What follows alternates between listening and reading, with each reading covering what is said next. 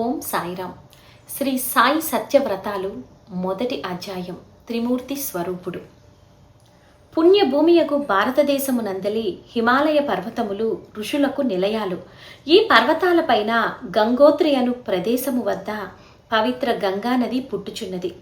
ఈ గంగోత్రికి దిగువగా ఉత్తర కాశీ కలదు.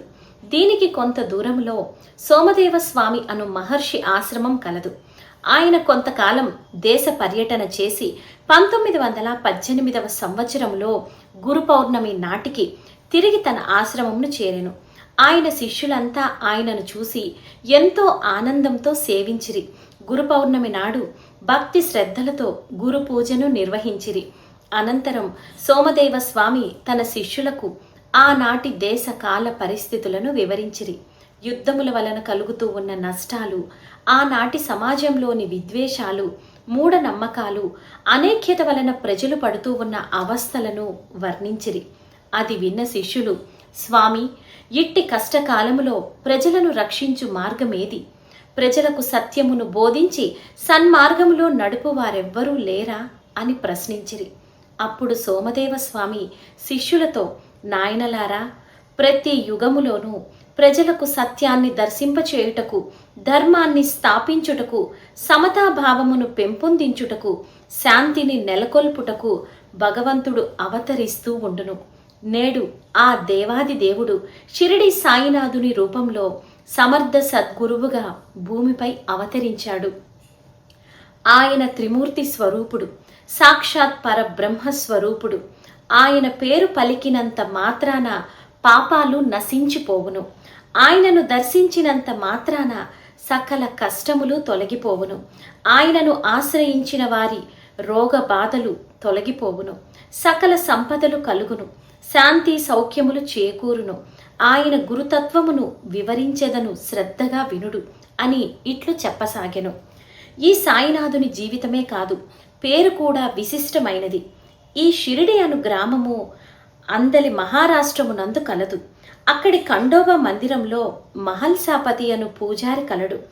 అతడు దైవభక్తుడే కాక సదాచార సంపన్నుడు, ఆత్మ జ్ఞానానికై తపించువాడు. అతను ఒకనాడు పొడుగాటి జుట్టుతో జోలె తగిలించుకొని మహా తేజస్సుతో వెలుగుతూ ఉన్న ఒక యువకుని చూసెను. పరమేశ్వరునిలా వెలుగుతూ ఉన్న ఆ యువకుని చూడగానే మహల్సాపతికి దివ్యానుభూతి కలిగెను.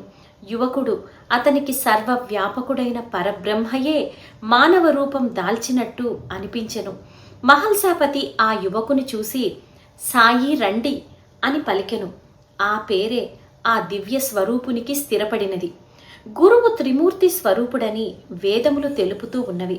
సాయిబాబా త్రిమూర్తి స్వరూపునిగా ఎలా అనుభూతులనిస్తురో తెలిపెదను వినుడు అని ఇటుల తెలుపసాగెను. షిరిడీలో సాయినాథుల వారు ద్వారకామాయి అను మసీదునందు ఉండేవారు. వారి ఆశీస్సులతో ప్రజల కష్టాలు తొలగిపోయేవి. ప్రతిరోజు ఎందరో భక్తులు సాయిబాబాను ఆశ్రయించి మేలును పొందేవారు. షిరిడీకి పక్కన నీమ్గాం అను గ్రామం కలదు. ఆ గ్రామ భూస్వామి నానాసాహెబ్ డేంగలే. అతనికి 2 వివాహములైనను సంతానము కలుగలేదు. తన జాతకములో సంతాన యోగం లేదని తెలిసి ఎంతో బాధపడుతూ ఉండెను. ఒకనాడు అతని అన్నగారైన బాబాసాహెబ్ డేంగలే తన తమ్మునితో ఇటుల చెప్పెను, తమ్ముడు, షిరిడీలో ఉన్న సాయిబాబాను అందరూ దేవుడని కొలుస్తున్నారు. ఆయనను ఆశ్రయించిన వారి కోరికలు నెరవేరుతూ ఉన్న గ్రహస్థితులను, జాతకాలను కూడా మార్చగల బ్రహ్మదేవుడే ఆయన అని అందరి నమ్మకం. నీవు ఆయనను వేడుకున్నా నీకు సంతానం కలుగును అని తెలిపెను. ఇది విన్న నానాసాహెబ్ డేంగలే మనసులో ఆశ చిగురించెను. అతను సాయిబాబా వద్దకు వెళ్ళి భక్తి శ్రద్ధలతో పూజించెను. సంతానం కొరకు ప్రార్థించెను. సాయిబాబా అతనిని ఆశీర్వదించి పంపెను. బాబా ఆశీర్వాదంతో అతని దుష్ట గ్రహస్థితి తొలగిపోయెను. 1 సంవత్సరంలోనే అతనికి పుత్ర సంతానం కలిగెను. నానాసాహెబ్ డేంగలే బాబాను విధిరాతను మార్చగల బ్రహ్మగా గుర్తించెను. జీవితాంతం సాయి భక్తునిగా ఉంటూ సాయి సేవలో జీవించెను. సాయి గొప్పతనాన్ని ఎందరికో తెలియపరిచెను. అలాగే ఎంబి రేగే అను హైకోర్టు జడ్జి ఉండెను. అతను ఎల్లప్పుడూ విష్ణుమూర్తిని ధ్యానిస్తూ ఉండేవాడు. ఒకనాడు అతనికి కలలో విష్ణుమూర్తి కనిపించి అతనిని ఆకాశ మార్గంలో సాయిబాబా వద్దకు తీసుకొని వెళ్ళెను. విష్ణుమూర్తి అతనికి సాయిబాబాను చూపుతూ, ఈ సాయి నీవాడు, ఇతనికి నాకు భేదం లేదు అని పలికెను. అప్పుడు సాయిబాబా గారు రేగేను దగ్గరకు తీసుకుని కౌగిలించుకొని తలను నిమిరెను. నిద్ర నుండి మేల్కొనిన రేగే త్వరలోనే షిరిడీ వెళ్ళెను. అందరూ భక్తులతో పాటు అతను కూడా ద్వారకామాయి మసీదులో కూర్చొనెను. కానీ బాబావారు అతనిని పట్టించుకోలేదు. దీనితో తాను కలలో చూసినది తన భ్రమ అనుకొనెను. మధ్యాహ్నం అందరూ భోజనాలకు వెళ్ళిరి. రేగే కూడా వెళ్ళిపోతూ ఉండగా బాబా అతనిని దగ్గరకు పిలిచెను. ప్రేమతో కౌగిలించుకొని తల నిమిరెను. నీ కల నిజమైనదా? నా బిడ్డలను ఇతరుల ముందర నేను దగ్గరకు తీయను అనెను. దీనితో రేగేకు కన్నుల వెంట ఆనంద బాష్పాలు రాలెను. శరీరం పులకరించెను. బాబా పాదాలపై వాలి నమస్కరించెను. నాటి నుండి అతను బాబాకు సంపూర్ణ భక్తునిగా మారెను.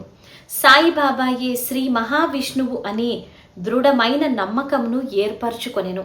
తరువాతి కాలంలో అతను సిరి సంపదలతో పాటు ఆధ్యాత్మికముగాను ఎంతో అభివృద్ధి పొందెను. అదే విధముగా మేఘశ్యాముడు అను పరమ శివభక్తుడు కలడు. అతని యజమాని అతనితో షిరిడీలో వెలిసిన సాయినాథుడు పరమశివుని అవతారమని తెలిపెను. మేఘశ్యాముడు సాయిబాబాను దర్శించుటకై షిరిడీ బయలుదేరెను. మార్గ మధ్యంలో ఎవరో అతనికి సాయిబాబా ఒక పకీరు అని తెలిపిరి. దీనితో మేఘశ్యాముడు వికల మనస్సును పొందెను. అయిష్టతతోనే షిరిడీ వెళ్లి బాబాను దర్శించెను. బాబా అతనితో ఇట్లు పలికెను, ఇక్కడ ఉన్నది పకీరు మాత్రమే, నీవు ఇక్కడికి రానక్కర్లేదు, వెళ్ళిపొమ్ము అనెను. తన మనసులోని ఆలోచనలు బాబాకు ఎలా తెలిసెను అని మేఘశ్యాముడు ఆశ్చర్యపడెను. కొద్ది రోజులు అక్కడనే ఉండెను. క్రమంగా అతనికి సాయిబాబాలో శివుడు కనిపించసాగెను. అతనికి సాయిబాబానే శివుడనే నమ్మకం ఏర్పడెను. అందుచే అతను బాబాకు పరమ భక్తునిగా మారిపోయెను. ప్రతిరోజు గోదావరి నీటిని బిల్వ పత్రాలను తెచ్చి శివుని పూజించినట్టు సాయిబాబాను పూజిస్తూ ఉండేవాడు. తన జీవితాంతం షిరిడీ సాయి సన్నిధిలో గడిపెను. గొప్ప సాయి భక్తునిగా పేరొందెను.